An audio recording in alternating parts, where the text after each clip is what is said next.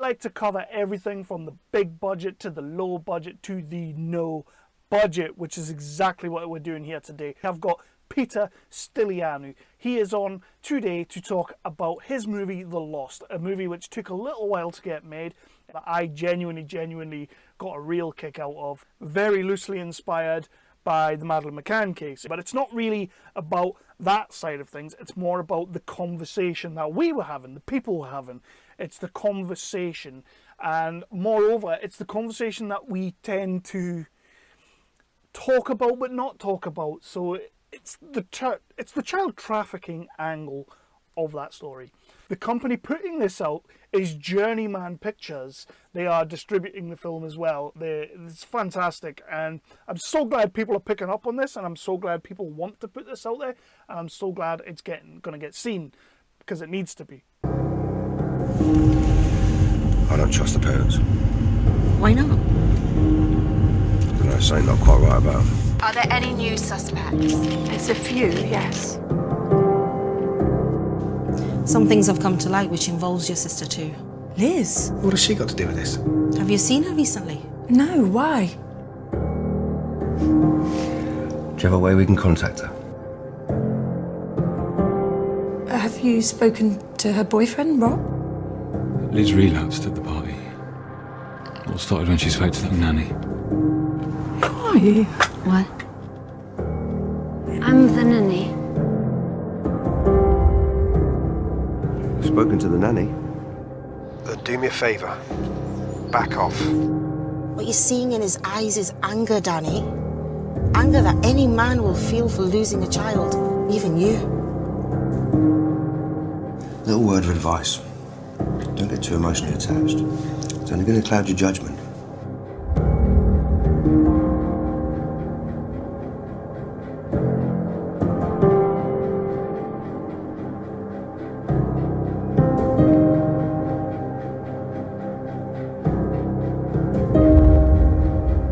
You really want to know what happened? Where's Olivia?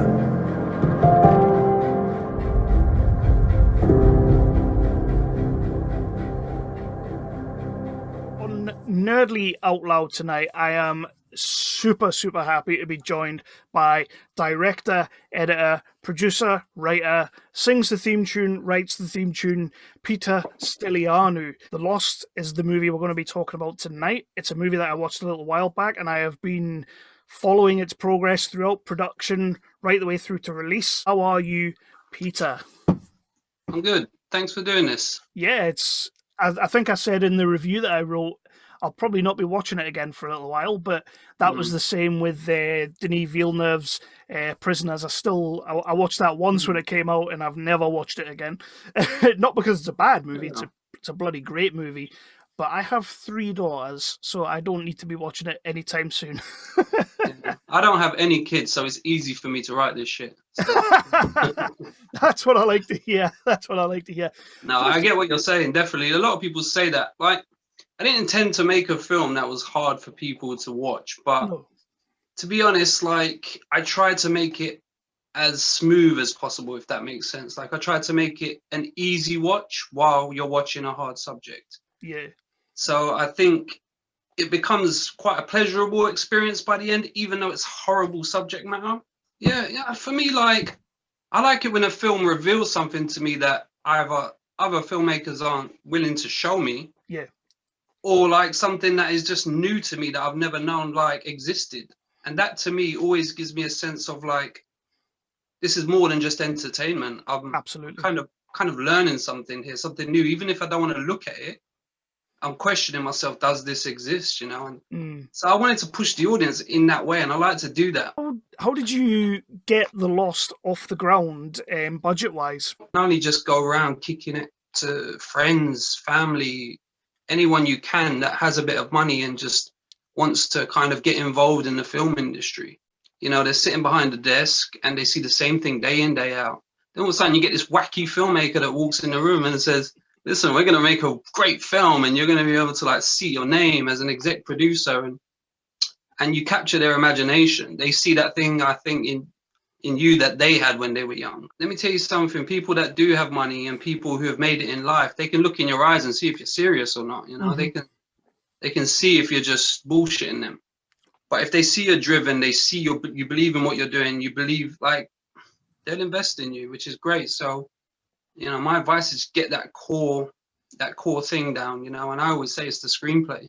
The movie is loosely inspired by the Madeleine McCann case and everything that transpired there, but it's telling it from a couple of different angles that a lot of people talked about when it happened, because it did capture everyone's imaginations around the world. I mean, everybody was talking about it, let's be honest. But one of the things that struck me while watching The Lost was the case that, yeah, okay, there's been the odd documentary or the odd puff piece on the news or whatever, but nobody's really ever, as far as I can tell, in a feature movie went for it the way that you guys have, with the intensity of it and I mean, there are some scenes that are particularly hard to watch in this, but you absolutely have to show it. And was that one of the reasons you kind of thought to yourself, okay, it's scaring people, I want to make it, but was it also a case of like nobody else is doing it? Yeah, definitely. Like I like to look at things that a lot of people won't. I'm not that squeamish. Like, I have an emotional reaction to things, but I can be very objective just to get the information out. I can say, this is what's happening in the world. Now, whether you want to look at it or not, that's your choice. I'm going to present it. And I'm kind of like that. And the Maddie McCann case thing is I wouldn't say it's based on it or even loosely based on it. It's more based on, like you said, the public reaction to it. It's like you have so many different factions. You got people that discuss child trafficking and think they're child traffickers. You got people who thought they accidentally killed their daughter. You got people who just would never consider such a thing, and it was a genuine sort of kidnapping, and like it just caused, like, to this day, people, like, it will never get solved. It's an unsolvable thing. Absolutely. And I thought, I don't want to make a microcosm of that, you know, that unsolvable thing. I want people to just be definite. I want the audience to be like split, just like they are in real life. Say, oh yeah, it was this person. No, it weren't. It was that person. It was obviously. And I love them kind of films that challenge you to do that and doesn't give you a definitive answer, just makes you find where you lie within these things. These cases don't get solved. How often do we ever hear a missing child case come forward and, oh, it's been solved? It just doesn't happen. And that's why the title's fitting, The Lost, because there's so many that are lost, and Maddie McCann's one of them. And that's ultimately what it's about. It's an unsolvable thing. So sad, but it happens. You shot it in about 7 or 8 days, I'm told. What? 9 days, yeah, 9 days. 9 days, which is absolutely incredible to be shooting a feature in 9 days. What kind of challenges does that throw up, trying to shoot a movie in that kind of time? It's not a good idea unless you're shooting a really small film, like 2 actors, 3 actors. Yes, the same 3 actors in the same locations. And yeah, don't do it with an ensemble cast. That's just ridiculous. You set up a project like this, it's about who you work with and who you cast. So if you get the right people, you're going to make it. Through doing these podcasts, of being on a couple of movie sets, it's a lot of standing around. It's a lot of setting up. And you do kind of just... So to knock out 13 scenes in a day, 9 days consecutive, my hat is off to you, my friend, because that is not an easy task. But when you've got a cinematographer, you've got, gaffers, you've got lighting technicians, you've got production designers, and they're all doing their thing. You have to give them the time to work their magic. That's why you've hired them. So every setup, it isn't just, let's point over there and shoot. It's literally like, right, that's the shot. Do your thing. I'll come back in half an hour when you're all set up. So you have to wait for every single setup and every single scene. And the only way we made it happen is we set the schedule out. So say we had a shot in the kitchen and there was one lighting setup, like it was a daylight scene. We would try and shoot all kitchen scenes within that day. So we'd formate all the scripts, and luckily the actors would come in even if they had like one little scene and then go again, just so we can do that. And it allowed us to just get that one lighting set up, and then we didn't have to change anything. We just shoot, maybe do a few tweaks here and there. And that was the only way I think we got through it. January the 15th, I believe it came out on Amazon Prime and everything like that. Yeah. Have you had much feedback from it, and how are people taking to it? Yeah, I've had good feedback actually. Excellent. Yeah, I mean, there's always going to be negative feedback, but for the most part, it's good. It's just a strange time we're living in right now. Like, I didn't intend for it, but there's a division politically, isn't there? Like, for some reason in 2020, everybody started talking about child trafficking. Like, I don't know what happened. It just blew up on the internet. Yeah. And it was mostly Republican supporters in the US.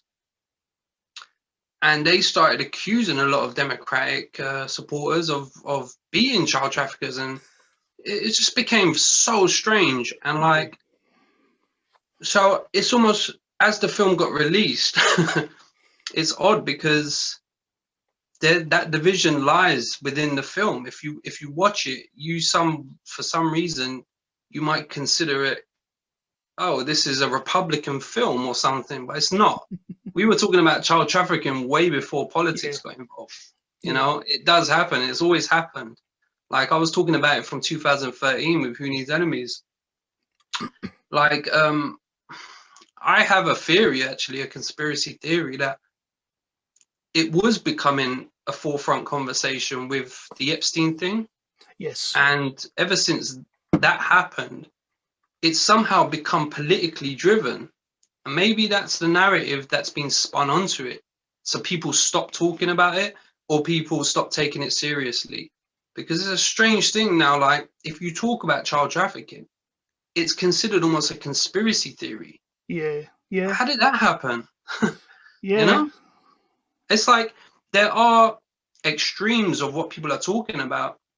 Like, they're saying like all sorts of strange child trafficking things, and you know, they're blaming certain political leaders for being involved. Like, forget all that. Child trafficking can't be a conspiracy theory. It's a fact.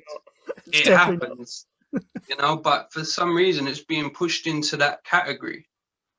And that's what's odd today. And for me, that's got my conspiracy mind going like, well, that's convenient. You know, it's shut everyone up about it. Understand that this is happening, and this happens in real life. Whether you're a Democrat or Republican, it doesn't matter. It's happening. Yeah. And like, a child doesn't have a political agenda. Do you know what I mean? But one of the questions that I do want to ask you is, obviously, this is lower end of the scale movie. You've shot it in 9 days. It looks absolutely gorgeous. It's you've got it out there, and you obviously you're having a little bit of issues with it now that it's out, kind of thing. What advice would you maybe give to an aspiring young filmmaker who wants to come into the game, into the industry, and sort of make their mark? Is there any sort of advice you could give them? I would say the screenplay is everything. The script is everything. Don't try and rush past that. You know, don't try and just get to making a film. I know a lot of people say just get out there and shoot something. What they mean is get out there and shoot a good script. So make sure you write a good script, because everything it's the core, it's the energy, it's the nucleus. If you got a good script, actors will like it, producers will like it, crew members will like it, and you'll start generating interest around that. And once that starts happening, the wheels start turning. Then you're on the road to actually making a film. You know, consider the market you're going to make a film for. That's what we've done with Who Needs Enemies, bit of a British gangster film. And you know, when you consider your market, you get your distributor behind you. But God knows what the hell is going to happen with the world. We might not even be here by then. The apocalypse could land, and Don't say that. Alien invasion could come or something. I just wouldn't be surprised. Yeah, it's been a funny old time. It has been a funny old time, and one of the questions I did want to ask, and I kind of glossed over it a little bit earlier, was the whole trying to release this during the during all this kind of madness that's going on, but I don't know if that has that helped or has it hindered anything or. So yeah, really at this point, all you really have is VOD. Even DVDs are precarious right now. What can you buy in stores? You know, it's really just VOD releases for everyone right now, even the Hollywood blockbusters. Exactly. So, Exactly. I mean, look at what Warner Brothers is doing. They're putting everything straight to streaming. And if anybody's watching on the YouTube or listening on the podcast, please do find The Lost. Go out and watch it. Let people know what you think of it. Try and get the word out. It's an important movie that, as Peter says, people aren't talking about. So I want to ask you to let people know where they can find yourself on the social medias or whatnot, unless you don't want them to find you, that's fine. Where they can find your works, your projects, and why they should see The Lost. You can find our production company, redgorillafilms.com, thelostfilm.com. You'll find everything about that, The Lost on that. It's out now on Apple TV/iTunes, and other VOD platforms. It's on Amazon Prime in Romania. You'll find it. Awesome. And why should people see The Lost? Do you know what? It's from a filmmaker's point of view. Watch it because you know what, you're gonna watch a film that got made in 9 days. That's quite a feat, yeah. And just see, how well we done. But just from a normal casual audience's point of view, it is a good film. It's easy to watch, even though it's hard subject matter. It will take you on the journey pretty easily, and it will make you think by the end of it, but in a good way. A lot of people say, I'm still thinking about this film, and that's a good thing, Definitely. So you will see something you haven't really seen before, which is great. Some great acting, great cast. They kill it. It's just a good film. It's something different. Like I said, if you don't want to watch like a superhero movie, you want something a little more serious, watch The Lost. It's really good.